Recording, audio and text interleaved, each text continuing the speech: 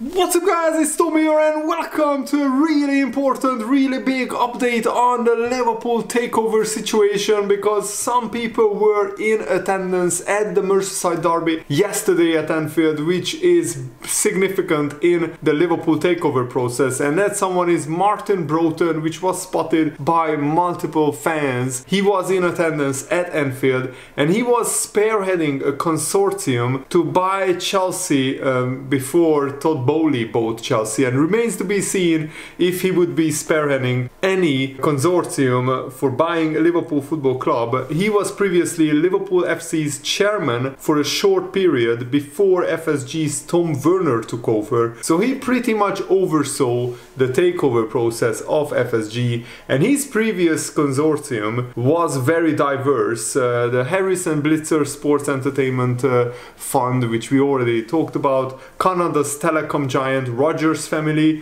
Lewis Hamilton and Serena Williams.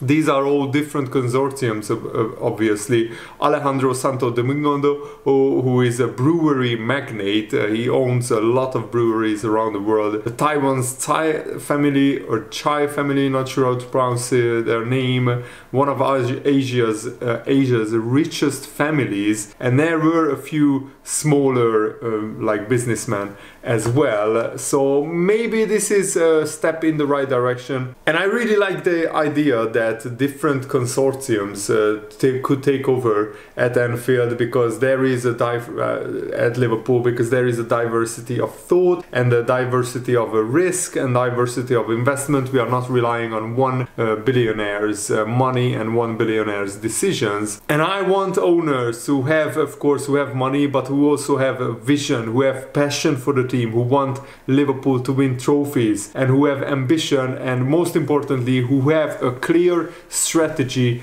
going forward. And I of course would want to avoid controversial ones, and lots of people are saying that Qatari investors are in talks to buy Manchester United. What is very important about that is that because Man United are a publicly traded company and a business, they have to disclose all the takeover information that they get. So if any consortium, if any investors are in talks to buy Man United, that has to be made public. But if any investors are in talks to buy Liverpool, that hasn't been made public or doesn't have to be made public, because Liverpool are not traded on the stock exchange, so those kind of information can be kept private and remain in-house. And it's not necessarily, over for Liverpool to be bought by Qatari investors, because there are two different Qatari investment groups interested in buying Premier League clubs, and one of them is in talks to buy Manchester United. And by the way, if a Qatari investors take over Man United,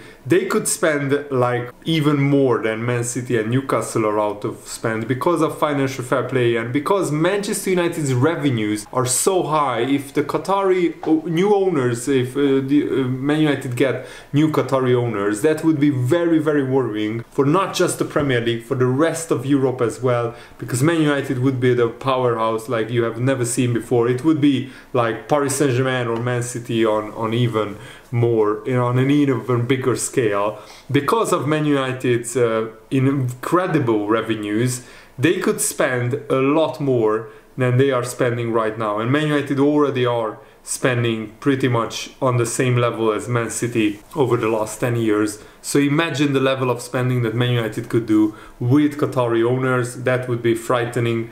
And if they appoint the right kind of people, like they have the right kind of manager, Erik ten Hag, at the moment, they could be a serious threat and they could be unstoppable in the Premier League. So of course I don't want Qatari investors to buy Manchester United, and lots of Man United fans are against that as well. But because if the Qatari investors clear the debt of Manchester United, then they could spend loads of money on Man United, because the incredible revenues that Man United have, even if they spend 200-300 million pounds per season, they could still break even because of the incredible revenues. They wouldn't be breaching financial fair play rules like Man City allegedly did. And what is incredible and remarkable in Liverpool's last few years' success, we have won literally every trophy, 7 trophies in the last 5 years, is that basically Liverpool are operating on a sell to buy model. And Jurgen Klopp, if it wasn't for Man City's financial doping,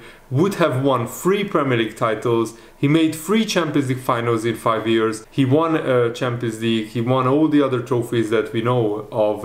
And still, we are operating on a sell-to-buy model. The existing model allows us to tie players down with new contracts, and that's where some of our money went in the last 2 years. Or we could buy 1 or 2 big players every season to future-proof us. But this current sell-to-buy model doesn't allow Liverpool to do both. With new investors, with new owners, with hopefully deeper pockets, richer new owners, and the expertise of Jurgen Klopp, we could do both at the same time. We could give contracts to all the important players at Liverpool who are the future of Liverpool, and also we could buy big players every season. And I really want new owners, because Jurgen Klopp deserves to have a bigger squad than these like 14 players that have been pretty much 16 players that have been playing for Liverpool for the past 3, 4, 5 years, and we are asking them every season to squeeze every last drop out of themselves, every last bit of energy, and it has exhausted half the team. You could see it in the first half of the season. Hopefully we turned it around, and that Newcastle-Liverpool game is massive, because if we beat Newcastle at St James's Park, something which no team has done this season in the Premier League, then we could get to 3 points within Newcastle, 3 points within the top 4. But if we lose that game, that gap could go to 9 points. So it's an absolutely massive, monumental game of football. And Ben Jacobs also said that there are plenty of other investor groups involved in the takeover talks with Liverpool. Some of those are from America, and they were part of the Chelsea process. They will certainly be interested. The Ricketts family cannot be ruled out, but Steve Pairuka might still be there, and he's certainly interested in having a Premier League asset. Harris Blitzer are one to watch for those of Liverpool and Man United as well, but it's thought that they would prefer minority investment FSG, and that's the way it is at the moment. But we wait and see how the Qatari interest evolves, and at the moment no imminent news is about to come out on the Qatari investment front, at least in regards to Liverpool's potential takeover. And Gary Neville, who worked in Qatar during the World Cup and who probably has some insider information, he said that the takeover of Liverpool and Man United will be completed. It's going to happen. Liverpool is going to be sold. That's according to Gary Neville, the Sky Sports pundit. And he said, our 2 biggest clubs in the country, Manchester United and Liverpool, are going to be sold in the next few months. It's huge news, obviously, with what's happening at this current moment in time. The regulator coming in, the news of Man City and the pressure on them. It's either going to be another US consortium similar to the one that's taken over at Chelsea, or it's going to be a Middle Eastern group. You are fancying Oman, Saudi Arabia, Qatar, Dubai. They have all been mentioned, and I think to me it comes down to no debt,